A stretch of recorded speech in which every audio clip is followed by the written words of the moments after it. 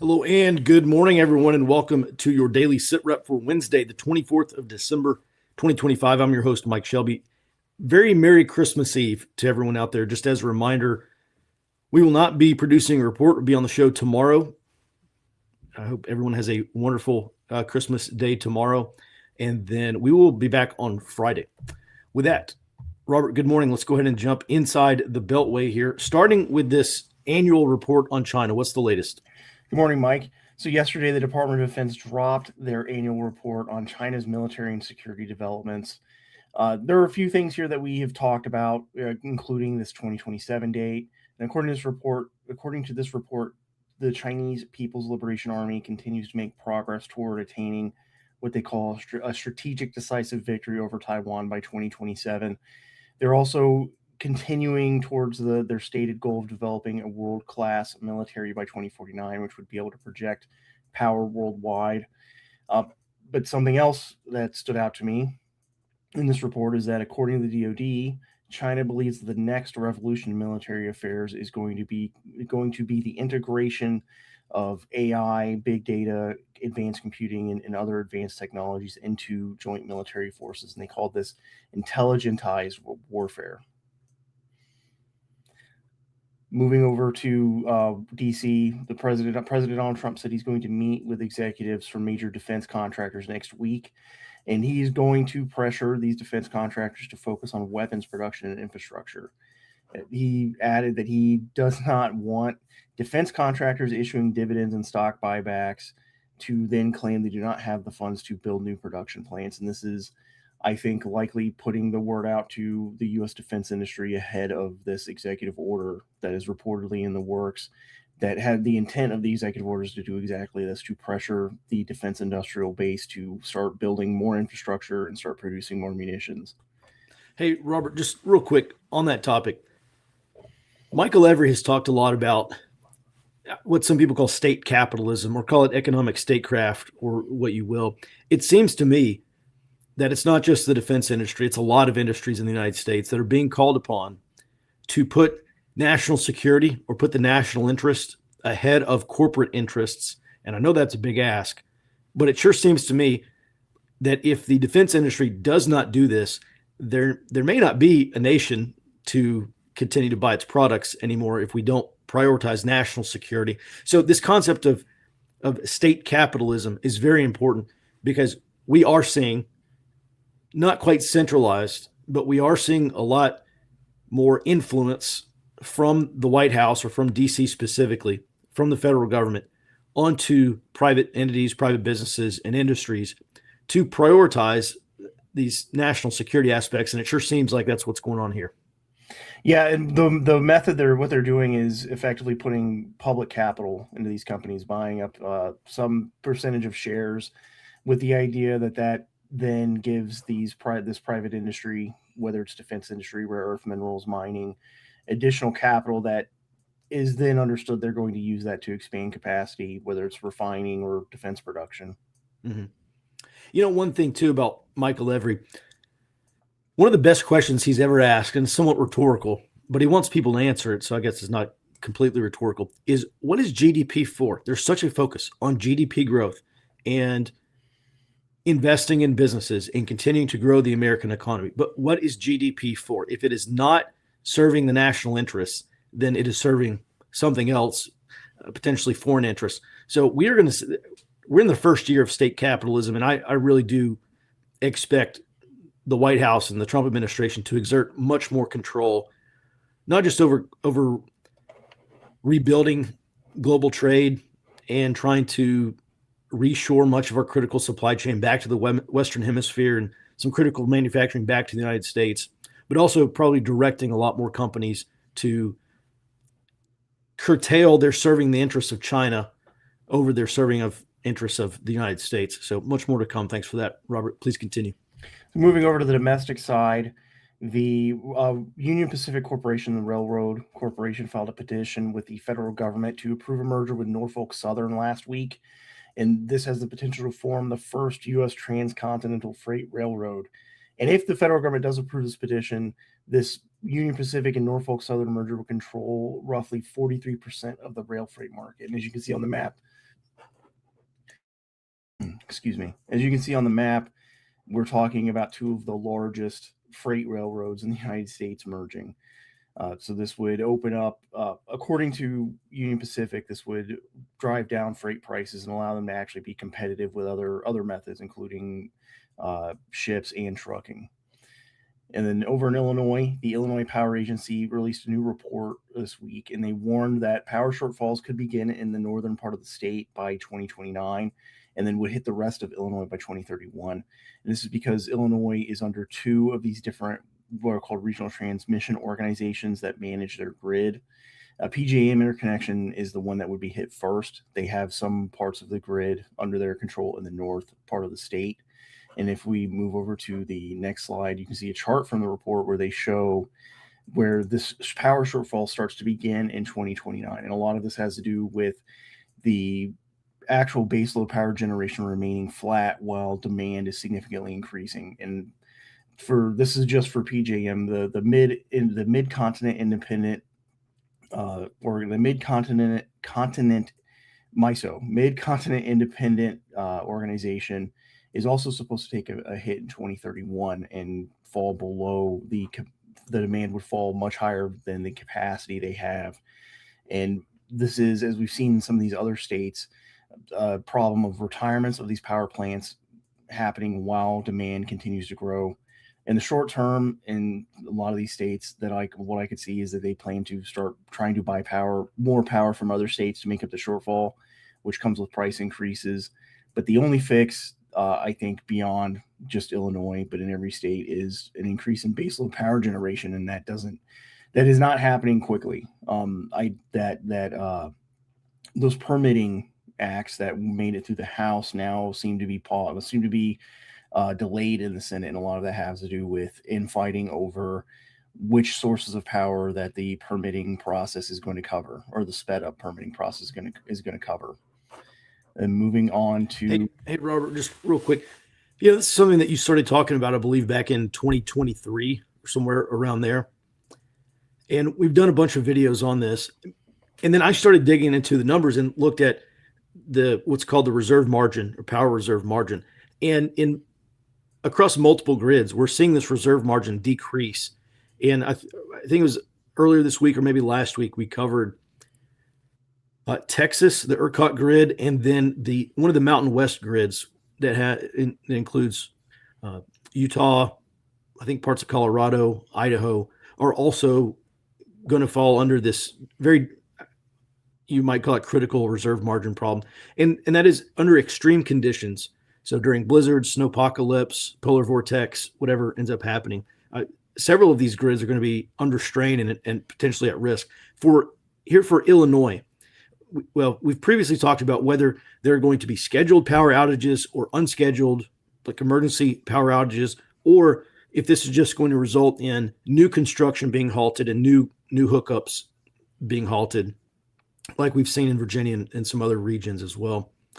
For Illinois, is there any indication will this lead to unscheduled power outages or scheduled power outages, or they're just going to stop hooking new places up to the grid? Do you know? I haven't seen anything coming out from officials yet of what they plan to do, other than, for at least for now, trying to make up the shortfall by buying power from other grids. I imagine there will be a pressure to start to pause some of these hookups for like new industry and AI data centers. But some of those are going to be built despite that pressure. There's also the FERC is apparently in the process of approving on-site generation for these data centers and trying to push states to allow that. So I think that is maybe going to solve that, especially when we start talking about small modular reactors that are like Oklo is apparently or reportedly going to have their first commercially viable one running by next year.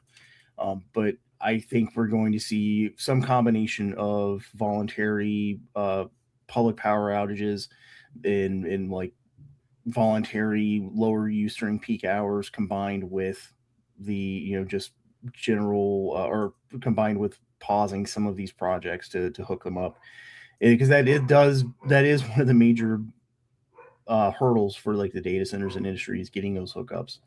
And if I remember right, I think it was in Virginia where some of these data centers were buying up old retired power plants because they already had the infrastructure to just plug right into the grid. And that might have been one of the reasons why Virginia has been hit really hard by this increased power demand. Mm-hmm. Just briefly, I was in downtown Austin last week, and I was talking to a guy. He's actually surprisingly a Ford Observer member, and I didn't realize that until he told me. But he said he's a partner in a venture capital firm, and he said that he was investing in one of these small modular reactor companies, and he was just telling me a little bit about it. And one that he is invested in, I think they're about to roll off their first viable SMR, and apparently you put this thing on a flatbed trailer on an 18-wheeler, and you go bury it in the ground somewhere and hook it up to the grid, and this is not like a years long or decades long process. Once they actually start coming off the assembly line, as long as you get permitting for them. Last question here, SMRs. I mean, just looking at this chart here, 2035, less than 10 years away. Are SMRs going to be able to make up this capacity shortfall? I think that just depends on how successful Oklo is. That, as far as I understand, that is the first company is going to have a commercially viable one they said by this coming year.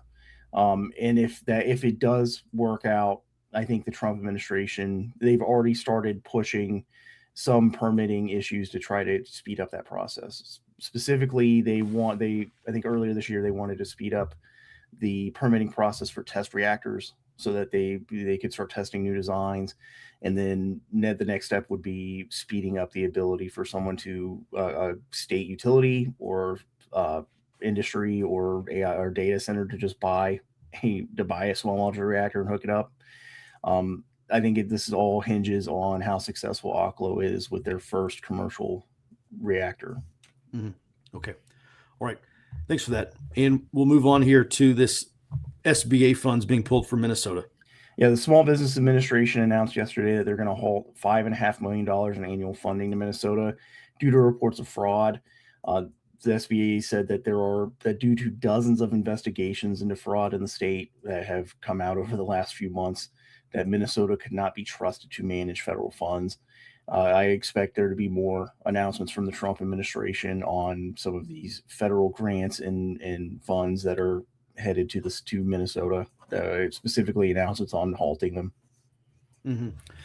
Just briefly on this point, I saw an accusation from one of the conservative news influencers, whatever you call them on X, and he was talking about a bill that Ilhan Omar she either wrote it or her staff wrote it or she sponsored it, and it was for Minnesota. Ended up having about $250 million worth of fraud, and basically the accusation is that she or probably her staff wrote this bill specifically for the purpose of enabling these payments or allegedly enabling fraud.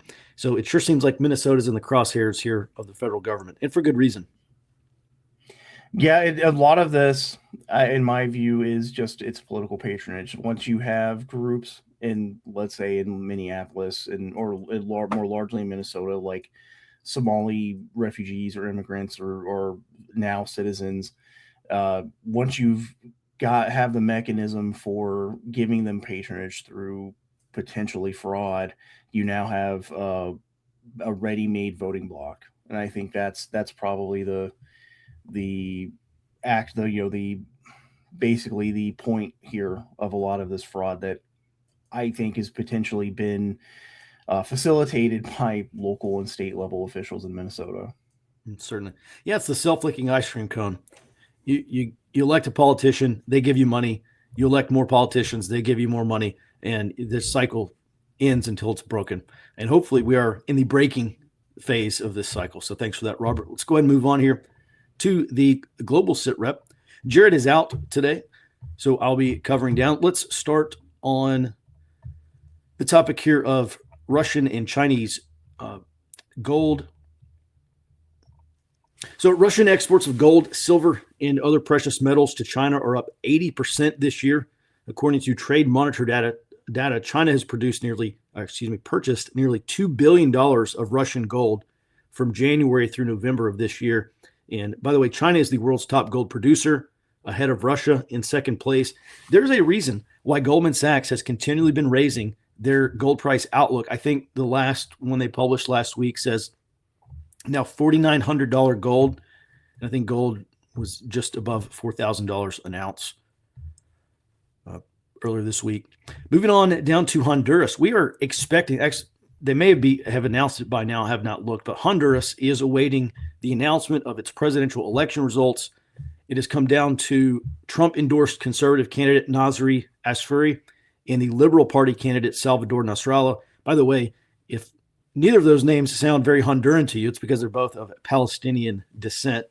The conservative, the Trump-backed candidate, Asfuri, has maintained a narrow lead as of this morning and is seen as the likely winner. We're, of course, still waiting on official results.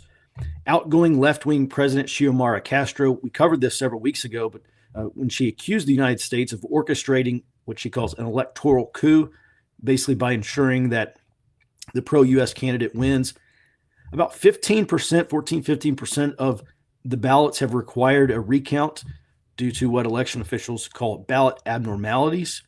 And Nasrallah stated yesterday that he will not accept the election results if he loses. Now, interestingly, also, both of these candidates have publicly stated that they will break diplomatic ties with China and repair diplomatic relations with Taiwan. So it sure seems like Taiwan is going to be the winner either way. And I tie this back in to this broader concept of Fortress North America and hardening the Western Hemisphere.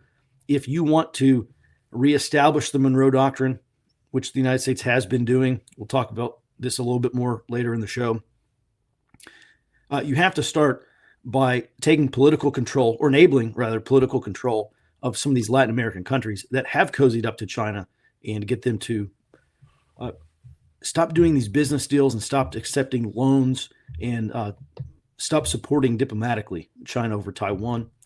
Moving on, the State Department revoked the visas of 5 individuals who the State Department says have led organized efforts to coerce American platforms or to censor, demonetize, and suppress American viewpoints online. And one of those people is, I think he's the director of the Center for Countering Digital Hate or something like that. And he publicly stated, or not publicly, but on one of their organizing documents, according to Mike Benz, stated that he wanted to, quote, kill Elon Musk's X. And it sure seems to be the goal of a great many in the European Union. In a separate move here, the State Department Undersecretary for Foreign Assistance, Humanitarian Affairs, and Religious Freedom is publicly supporting a British charity worker in the UK who is charged with influencing while praying near an abortion clinic. And finally, moving on here to the Arctic airspace. NATO Air Command began tracking an unidentified aerial vehicle that departed the North Pole last night. North American Aerospace Defense, or NORAD, is tracking this flight path as it enters the United States airspace later tonight. So as of this morning, NORAD did confirm that Santa Claus had left the Arctic airspace en route to the South Pacific. NORAD staff members and volunteers are also providing up-to-date location information on Santa's flight path. You can call this number 1-877-446-6723, where callers, including adults and children, can inquire about Santa's last known location. And you can also track this live map over at noradsanta.org. Right before the show, Santa was last spotted in Darwin, Australia. And yes, safe travels to Santa, of course. All right, now let's talk about something a little more important here. A couple of things. Robert, welcome back on. Let's talk about California. It seems like they are trying to poach some of these federal workers who were laid off from D.C. What's the latest? They are, and they're not the only state. There are currently 31 other state governments that are using a website made by a nonprofit called Work for America, and this website's called Civic Match, and it's explicitly designed to recruit former federal employees for state level employment. And so far, California has received 2,000 applications for positions from former federal employees this year, after Gavin Newsom launched a recruiting campaign targeting these former federal employees.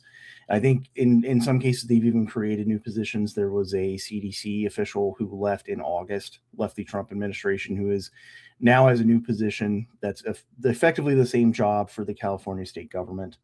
This is important because this now illuminates kind of the third path for a lot of these career administrative state employees who are either remaining in the federal government or leaving. The two of those we've covered.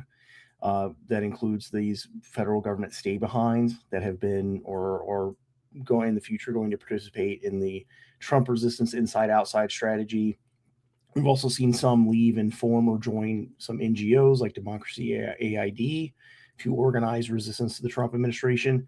And now this third path is, I think, likely other federal employees from what has been termed the administrative state seeking government employment with friendly Democrat-controlled states, with the idea that these Democrat-controlled states are going to provide a legal and political support base for future Trump resistance activities. Mm-hmm. So, I mean, effectively, this could make California more oppositional to the Trump administration, some of these other states as well. Is there a net effect at the national level, or is this only going to apply to the states? I think the idea here is to provide basically a safe territory for people who are going to be resisting or currently resisting and going to be resisting the Trump administration in the future, with the idea that if either Trump is successfully ousted or whoever comes after him, like J.D. Vance, loses, and now we have a Democrat-controlled federal government again, some of these people would be able to return back to the federal government. Mm-hmm. But otherwise, until that happens, this is basically providing friendly territory for the administrative state to operate from. Mm-hmm. All right. Thanks for that, Robert. Excellent points as always. And let's move on to the Homeland Ops brief. So yesterday, the Supreme Court released an unsigned ruling. They're upholding that block on the Trump administration deploying National Guard troops to Chicago. The majority opinion concluded that the National Guard can only be federalized if the president cannot execute the laws of the U.S. with the regular active duty military forces. And this and the who gets to determine when the federal law cannot be executed with regular forces seem to be where the arguments in this case are centered around. This is only a preliminary ruling on this injunction, so this is not the Supreme Court making a determination about whether Trump can federalize National Guard troops or not. However, this is not a good sign, I think, for the Trump administration and their likely plans to expand these surges. And like I said, this hinges on some technical arguments over the definition of federal forces and who gets to determine whether those conditions exist that allow the president to federalize the National Guard. If the Supreme Court doesn't eventually uphold this decision, I think it's going to leave the president with the only path forward to deploying troops into blue states is invoking the Insurrection Act. And I read through the decision, the majority opinion, and Justice Kavanaugh's concurring opinion and the dissenting opinions. And that seems to be the situation this is creating, is that the only path forward is either a cooperative state government, or if the Trump administration wants to continue these surges in blue states, invoking the Insurrection Act to deploy active duty troops. Mm-hmm. All right. Well, I think the most likely time, I don't think invoking the Insurrection Act is likely, obviously, until at least March of next year. Next summer may be fairly tumultuous as these political activist groups like Indivisible, for instance, in the 2,000 some odd Indivisible chapters across the country,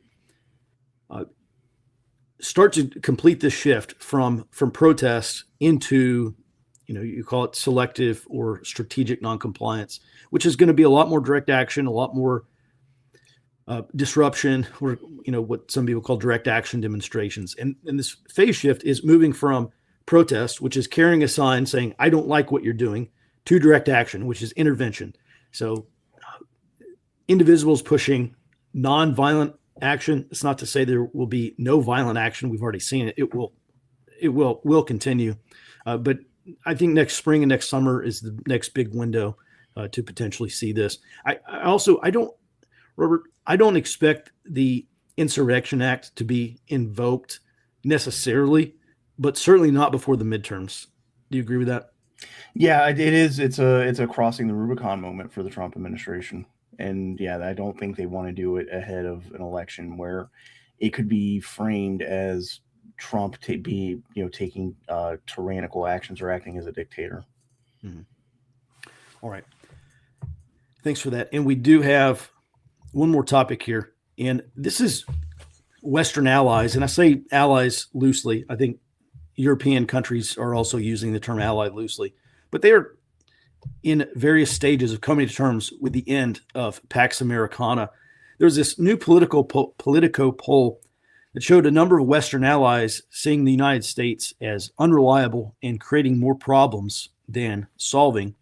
Some 56% of Canadians, 40% of Germans, 40% of French, and 35% of Brits say the United States is now a negative force for the world. In the same poll, 63% of Canadians, 52% of Germans, 47% of French, and 46% of Brits say the U.S., quote, creates more problems than solves them. Last week, and we've heard this from a number of European officials as well, but last week, German Chancellor Friedrich Merz very explicitly claimed that Pax Americana is over. In Pax Americana being similar to Pax Romana, this era of unrivaled American global power. He said it's not only over, but he said Germany has to become the geopolitical hub of the region. And I want to point this out because this poll is, I can't say for sure that it's specifically accurate. I think it's probably generally accurate, meaning more accurate than not. But polls like these reflect a perception of the situation and more emotion rather than strategic analysis or strategic understanding. And I think we all understand what's really happening here. And it is that Europeans are struggling to come to terms or struggling to accept this new global order, or you might call it maybe a period of global disorder. And that is namely the end of the Western-led rules-based international order. It's over. We're not going back to this post-1945 world order. American leaders need to accept that. I think the White House has, the Trump administration. If you read the national security strategy, they firmly understand this. And I think a number of the establishment political elites, I don't know if they understand it or not, but there seems to be some period of mourning rather than adapting to this new reality. Since his very first term, President Trump has strongly urged NATO countries to prepare for the continental defense of Europe without the United States. And we reported last week that some unnamed U.S. sources, so I can't say for sure that this happened, but I think it's more likely than not. It's at least plausible if it's not likely. These unnamed U.S. sources said Europe's plan to reassert their continental defense capabilities by 2030 was too slow. It's going to be too late. And the White House is strongly urging these European NATO countries to do that no later than 2027. And 2027, we keep hearing that year over and over again. And as Robert stated earlier in the show, that's been basically what they call a Davidson window. That's about the timeline that the U.S. defense establishment believes China will act on Taiwan, whether that's militarily or if it's diplomatically, or it's a blockade of Taiwan, et cetera. Whatever that's going to be, they say it's probably looking at 2027. The White House is effectively stating here that they will no longer be Europe's security guarantor, and that has left many of these European countries feeling, quote unquote, betrayed. It's a major source of their resentment, obviously. The news media, if you read these political articles and all these defense establishment blogs, they're treating this as a fundamental failure of the Trump administration, of President Trump. And this was happening before Trump even came to office. This was happening back during the Obama administration. But it is it's not fundamentally a failure of the Trump administration. It is really a failure of these European countries for their decades-long over-reliance on the United States. And they've been far too slow to adapt to these strategic conditions, which we have known for nearly at least a decade now. So this national security strategy, interestingly, we covered this earlier this week or maybe last week as well. The national security strategy describes Europe as facing, quote, the stark prospect of civilizational erasure. And this is due to mass immigration, to European demographic decline, and also military weakness. To use a crude analogy, this seems to me that the United States or the Trump administration is telling Europe, that has to pay its own bills. So this crude analogy is you have a 30-year-old son who still lives at home, and you tell him that he needs to get a job and pay his own bills. He's not going to be real happy about it, but something that has to be done for his own good. And that certainly seems to be the way Europe is taking it right now. This geostrategic shift is nowhere more explicit than in this recently published national security strategy. And it does very explicitly outline this U.S. pivot away from the defense of Europe and foreign theaters to the defense of the Western Hemisphere. And this pivot really is summed up best by this reassertion of the Monroe Doctrine. Back in 2017, then Secretary of State Rex Tillerson was in Austin, Texas, and he gave a speech and said the Monroe Doctrine is back. So this is something that we have also known for nearly a decade, that the United States will pursue this Monroe Doctrine. For as much hate as this guy gets, this is one area where Peter Zehan was actually right. He wrote in his book that was, I think, published back in 2023. It's called The End of the World is Just a Beginning. But he predicted in that book that the United States would be forced to basically retreat back to the Western Hemisphere. And so I don't know at what point this is a prediction. I think maybe by 2023, the writing was probably already on the wall. So maybe you won't call that an accurate prediction. But certainly this does seem to be the case. And in this national security strategy, the authors write, quote, "We will deny non-hemispheric competitors the ability to position forces or own or control strategically vital assets in our hemisphere." And that would include major ports. That's why we've been leaning on Panama for the Panama Canal. That's why we've been doing these deals with Argentina around the Tierra del Fuego area. What's that? The Cape of Magellan or whatever it's called down there. But it's basically we're trying to control the choke points in the Western Hemisphere, and those are the two primary choke points: the Panama Canal and the southern tip of Chile and Argentina.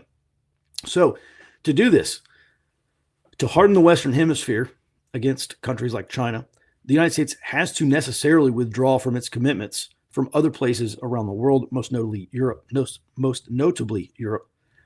The national security strategy also says that Europe remains strategically vital to the United States, but it does seem to, at least from my reading, does seem to cast doubt on the viability of some of these European countries remaining U.S. allies.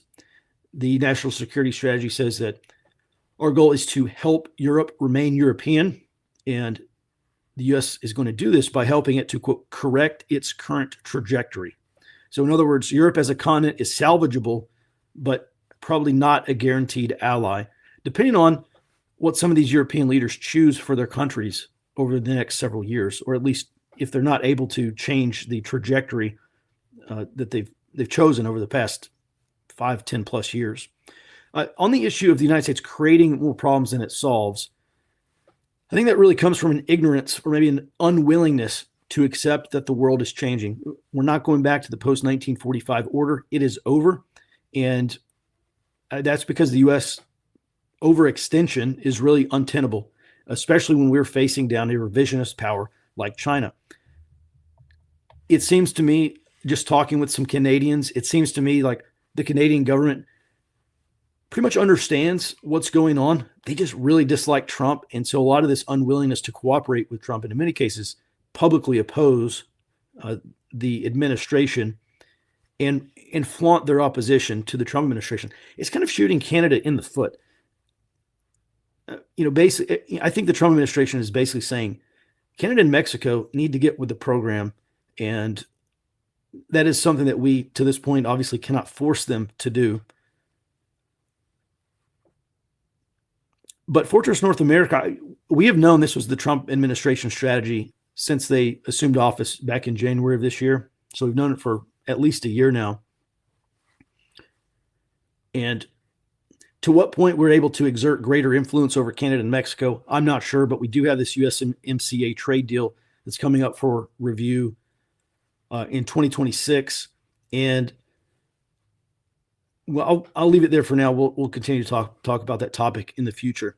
I'll just end this by saying the Politico analysis of this poll noted that the rhetoric in this national security strategy was less scathing towards Russia than it was Europe, basically feeding in to this narrative or implying that the Trump administration has a soft spot for Vladimir Putin and we want to cozy up to Russia and we don't care about Europe anymore. That is definitely not the case. That is not the case from my reading of national security strategy. What I see from the national security strategy is the narrative that scolding Russia has not worked. Trying to isolate Russia has not worked.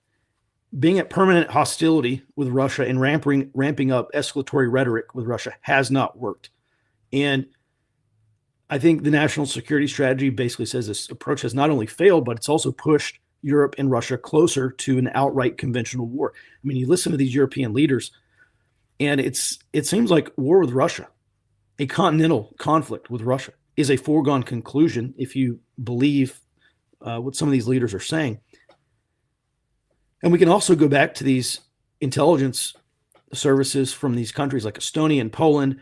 And a year or two ago, they were saying, 6 to 10 years, Russia's going to be able to reconstitute their military and pose an existential threat to Europe. And so we think a conflict with Russia is 6 to 10 years out. And then I think it was the Estonians came out and said, we're 3 to 5 years away from an outright conflict with Russia. So it does seem to me that at least parts of their establishment actually probably believe that. And what the United States is saying through this national security strategy is it does not have to be this way. The United States obviously wants to avoid a potentially, not only catastrophic, but potentially civilization-ending conflict for Europe, between Europe and Russia. And so the national security strategy specifically states the U.S., quote, must reestablish conditions of strategic stability across the Eurasian landmass and, quote, mitigate the risk of conflict between Russia and European states. This security strategy also states that Europe maintains a material advantage over Russia in almost every category except for nuclear weapons. It also basically says that Europe is much weaker than European leaders believe, or at least claim to believe. It basically says European leaders have overinterpreted the Russian threat, and also that a declining Russia is fundamentally a European security problem that can be managed without armed conflict. So this is Europe trying to come to terms with this new reality. And I think the sooner these European countries come to terms with this new reality, the better it will be. And I don't want to, obviously I don't want to be philosophical about this. I want to state this in plain intelligence terms. However, European civilization probably is ending. You look at some of these countries like Ireland and the UK and Germany and France, and they have like somewhere between 10 to 20% of their population was either born in a foreign country or one generation removed from foreign countries, and they're having children at much higher rates. Their birth rates are much higher than the native populations there. I saw this one geopolitical analyst. He said, Ireland's only 15% of migrant or foreign, or they're only 20% or whatever they are, somewhere in that ballpark. And one out of every five people who live in Ireland is not Irish, 20%. That is a big deal. And then you fast forward another generation or two, 25 to 50 years out, and it's not going to be 20%. It's probably going to be 50% or somewhere in that area. So we really are talking about civilization erasure. And the national security strategy explicitly states that is the major risk for Europe, even before a catastrophic or potentially catastrophic war with Russia. So with that, we will get to some questions here. And actually, we will take this question right off the top because Ben asks, Western countries and culture are being diluted by seemingly coordinated simultaneous immigration push. What metric defines critical mass for this movement, and what's the desired end state? Well, I'm going to bring Robert on. Robert, I want your take on this as well. So in military terms, we would call this decisive. This would be the decisive point in this conflict. You can use critical mass, point of no return, whatever. Robert, I don't want to talk about I don't want to speculate on whether this is an internet. I think it probably is a coordinated international effort. However, let's just talk about the point of no return for some of these countries. What is the critical mass, or what metric defines critical mass, and what's the desired end state? So I think the desired end state. Sorry, guys. I'll be right back. Robert, if you could. Yeah, so I think the metric, or what the metric to define this is foreign-born population, and Canada's getting pretty close, I think, to that tipping point. If I remember correctly, they're approaching almost 50% foreign-born population. There's something like between 35 and 45% right now. So I think that is the point of the metric for the critical mass here is foreign-born population. I think the U.S. isn't that much better off. We're somewhere between like 15 and 20%, I think, foreign-born population. In Europe, it's kind of difficult to discern that. I think on the part of some of these European governments, they're purposefully not publishing a lot of this data. And the desired end state, as far as this project goes, not the response to it, but the project goes, I think, is for a lot of these European states, the stated desired end state is to maintain GDP growth and maintain a lot of the welfare state that the European countries have stood up. That's the stated explicit goal. I think there's also the idea from a lot of the demographics that are engaging in this, specifically like managerial class, political class is moving toward, I think, possibly the idea of solidifying power, and with the idea that multicultural states require an iron fist, Singapore being a great example. I think, as I mentioned, Lee Kuan Yew said this explicitly. When you have a multicultural state, you need effectively a dictatorial government to maintain stability. It's possible that that's the goal for some of the people who are some of the political class people that are doing this, is creating the conditions where they say we have to implement greater authority to maintain stability. In the UK, I think we're starting to see some of those early signs, like eliminating jury trials, delaying local elections, and stuff like that. Mm-hmm. Yeah, I would say at the most gracious level, it was an effort. And I think some of these European countries looked at their declining birth rates and said, we need more people to avoid economic collapse. And of course, they have this very top-heavy social welfare state, and you need productive citizens. You need people paying taxes to support that. And so I think it was kind of staring down this reality that they don't have a generation to prepare for this. They said, I think, or they thought the solution cannot be to increase domestic birth rates. Instead, it's got to be, we need workers. We need mass immigration here to support this. I would say that that's the most gracious answer. But, it's not just these Western countries that are experiencing declining birth rates. I mean, this is a phenomenon that happened all around the world. And it is somewhat curious to me. White people are something like 10%, maybe 7-8% of the global population. And this push for demographic, it literally is demographic replacement. When 15, 20, 25, 30% of your country is foreign born, that is demographic replacement, especially when you consider their fertility rates are so far higher than that's in a generation or two. So it will be demographic replacement. And it is curious to me that this is happening in predominantly white countries. I mean, it's not Nigeria. It's certainly not, China is not welcoming millions and millions of non-Han refugees. So it is curious to me why this is happening so swiftly in these countries. And last point on this before we move on, there's a huge push against H-1Bs, against green cards, against immigration, obviously, in favor of remigration, forced remigration out of the United States. And I think a lot of people, it seems to me, a lot of the establishment is just aghast at how fervent a lot of the sentiment is.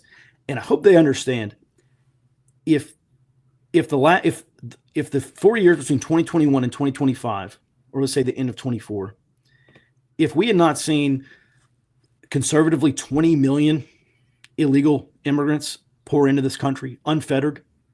And if there hadn't been such a large volume of visas and H-1Bs and chain migration enabled at the very highest levels of the federal government, we simply would not be seeing this backlash. And essentially, I look at this and say the establishment has made their bed. They're going to be forced to lay in it. And I think we are at the point. There's this professor. His name is it David Betts? I think he's a professor of war or something at whatever college, King's College, I think, over in the UK.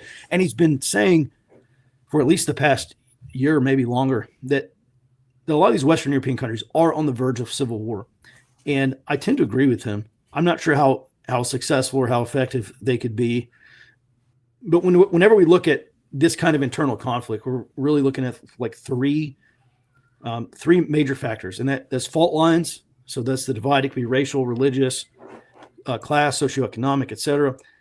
Then you have accelerators of conflict, and that turns the temperature up. So you have this pot of water that is on the stove, and it's heating up in this acceleration phase. This is where we have been. And then you hit a trigger phase. So that is an event or a series of events that causes that pot of water to boil over and explode. And we're obviously not yet to the trigger phase.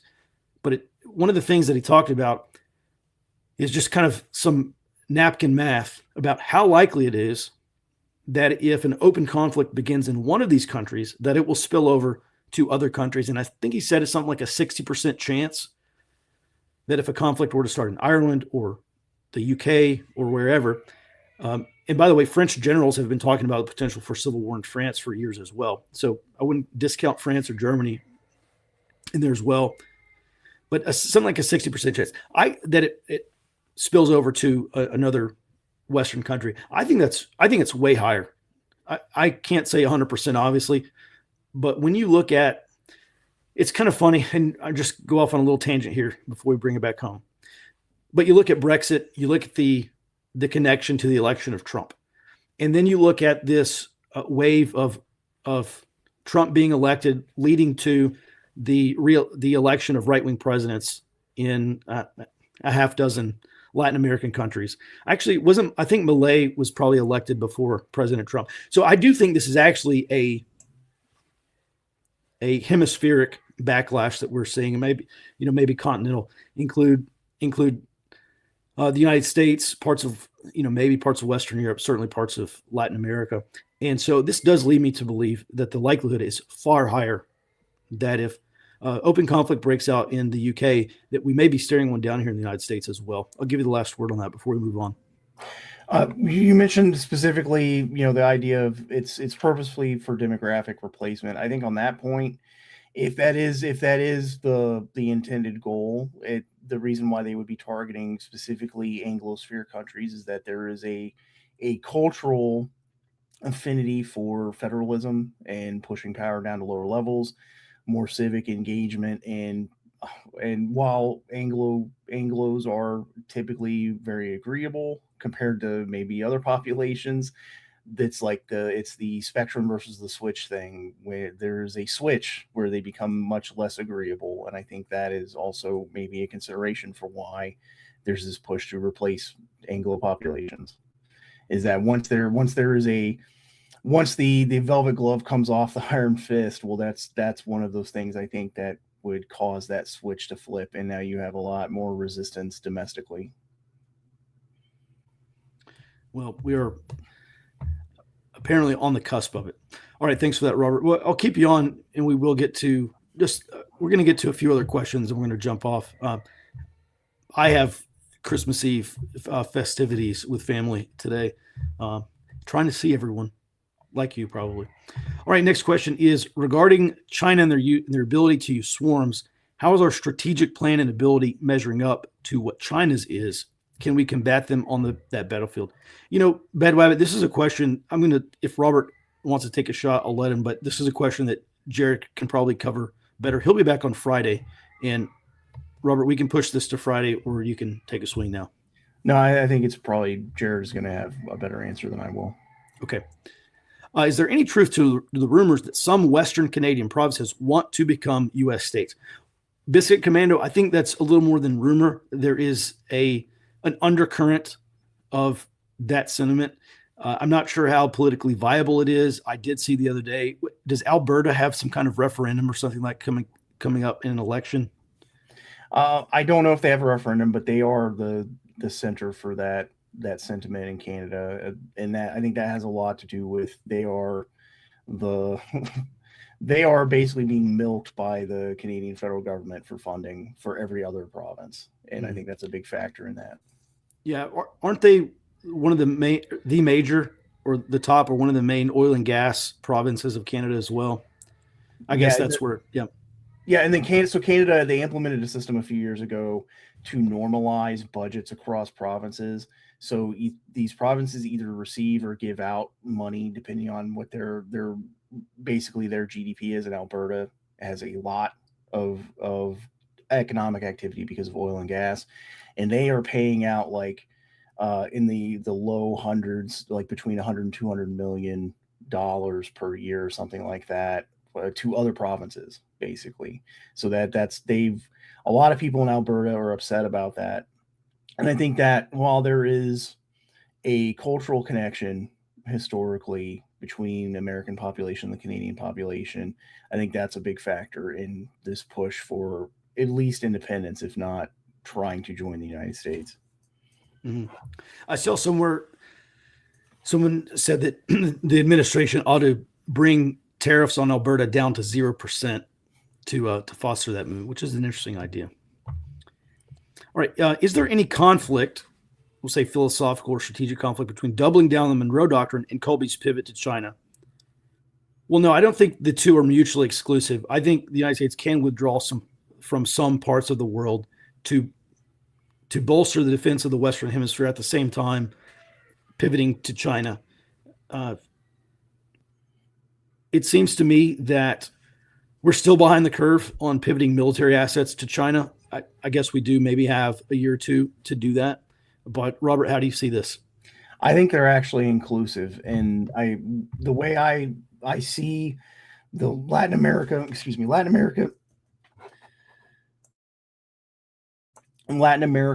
and the Monroe Doctrine and this pivot to China. The reason why I think they're linked is I think effectively China and the United States are in a race into who can contain the other in their own hemisphere.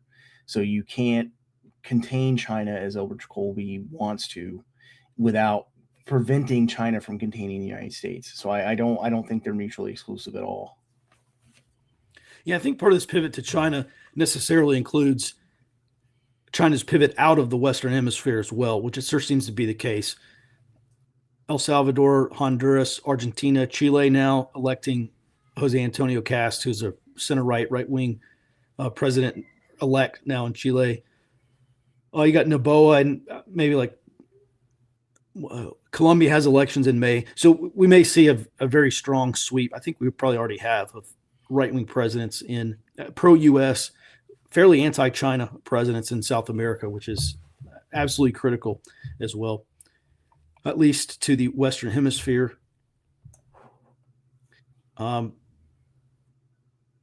Looking for another question that is more intelligence than philosophical. Here, we'll just end on this one. The left says when whites colonize, it's bad, but when non-whites do it, it's our moral imperative to accept it. Oh, yeah, actually, I'm not going to answer this question other than to say, guys, everything's political. I see so many people saying there is no political solution, and you have to understand everything is political. There has to be a political solution to this because political solutions are enduring solutions because they are legitimate. So there may not be an electoral solution, which I agree. There is no single electoral solution, but any solution has to be political. It's very easy to get on X or social media and comment. You have to go back on a post by Vivek Ramaswamy or whatever. I see a lot of that sentiment. I think that sentiment is definitely in the minority, but everyone has to remember this. All policies, national level, whatever, they start as an idea, and those ideas have to be popularized and achieve some level of support, some level of popular support before they become national policies. So I encourage everyone, if you're as concerned about a lot of these topics as we are here at Forward Observer, you cannot mistake ratioing some idiot on Twitter. You can't mistake that for taking political action locally. And so take some time over the Christmas holidays, New Year's, whatever, the next, say, couple of months. And let's start to popularize this idea. Any policy you want to see at the national level, you have to start building support at the local level, because it is that groundswell of support that enables these national level policies. Robert, do you have anything else? Do you want to add to that? Yeah, I think specifically on the immigration stuff, there's been a lot of complaints that the Trump administration is not doing anything, but I think as we've seen over the last couple of weeks, like on the H-1B, they just won a court case over the $100,000 fee. They're pausing some of these processing of visas and pushing people making asylum claims to have to go to safe third countries. They are listening to a lot of this popular sentiment, and a big part of it is, like I mentioned yesterday, this crowds and power dynamic. Like, you have to show that you have a crowd, because that is effectively a, not a threat is maybe the wrong word, but a proposition to political leadership that you can leverage that crowd into some other political action or political activity, and so they listen to you. And in this case, that's what conservatives in the right wing in the United States, I guess, need to learn, is how to use that crowd, as the left has done. Mm-hmm. Yeah, and then I would say too, any form of escalation, from protest to direct action to, I don't know, you call it echelons above direct action, whatever, you've got to have some level of popular support for it. So any alternative, even if it's not electoral, necessarily depends on support. That means support at the local level. So everything starts with us at the local level. So, I see this guy saying mass migration did not get a stamp of approval from the citizenry. It was foisted upon us. I think elite theory more clearly explains this. And yes, there 100% is an issue of voters not getting what they voted for. And just one thing briefly too, we can look at this elite theory, and really this goes back to like guys like Peter Turchin and Jack Goldstone, Jack Goldstone especially, in his book, Rebellion and Revolution in the Early Modern World, he looks at 5 cases. He looks at the English Civil War, a couple of periods of Chinese history, like the Taiping Rebellion, France, a couple of other countries in there. Turkey, I think, maybe is one. And he talks about the fracturing of elites. When you no longer have elite consensus, when the elite consensus fractures, and you get what we have now, I think, which is elites and counter elites, that is an early warning indicator of state breakdown. When the elites can no longer agree on the direction of the country, and I think we are there. I look at like Elon Musk and some of the right wing, who are, I think, effectively counter elites at this point, versus the establishment elites. There may be a case that we form a new national consensus, and even Democrats say, yeah, we went too far on mass migration and the border, and some of them have moderated their message. I would just caution everyone. They may be moderating their message now because it's unpopular, but they're one presidential election away. I mean, if these people spent 4 years defending Biden's open border policies, and now they're moderating their position because they're basically politically being forced into it, they're probably one presidential election away from going back to defending those open border policies, because we need migrants. We have to have workers. For some reason, we can't educate any American kids to do any of these jobs. We've got to have limitless foreigners to take all these jobs, so that we have a country somehow. So at any rate, I think that's where we are. We have a fracturing of the elites. That's an early warning indicator of state breakdown and domestic conflict. I've been saying since, I don't know, over a decade now, I think the United States is headed to civil war. I have made an explicit, deliberate effort to say, A, I don't know when it's going to happen. And B, all my videos, I say, we're not close. We are nowhere close to open conflict, but we are getting closer. And I think that's where we are. Robert, I'll give you the last word. Yeah, I don't want talking about the crowds thing to imply that there's nothing to elite theory. I think if you want to leverage that into actual politics, the forming a crowd or demonstrating you have a crowd, and getting an elite, basically demonstrating to an elite or counter elite that they can leverage that into power is the path, really. It's not just the protest itself, but it's showing that someone who is an elite or counter elite can then leverage your crowd into other political action or a support for whatever policies that you want. So it is true that, especially in Europe, they have voted constantly for less immigration, or remigration have not gotten it. I think that's the problem for organizing there, is just like here, that the pro-immigration crowd is demonstrating that, and that has been leveraged, as a way for elites to get these policies that they want, because they can demonstrate that they have support. All right. Yeah. Thanks for that, Robert. And last warning, safety brief for tonight. Do beware of that falling reindeer poop. It's got to go somewhere. All right, everyone. Thanks so much for your support. That's going to do it for today's Daily Sit Rep.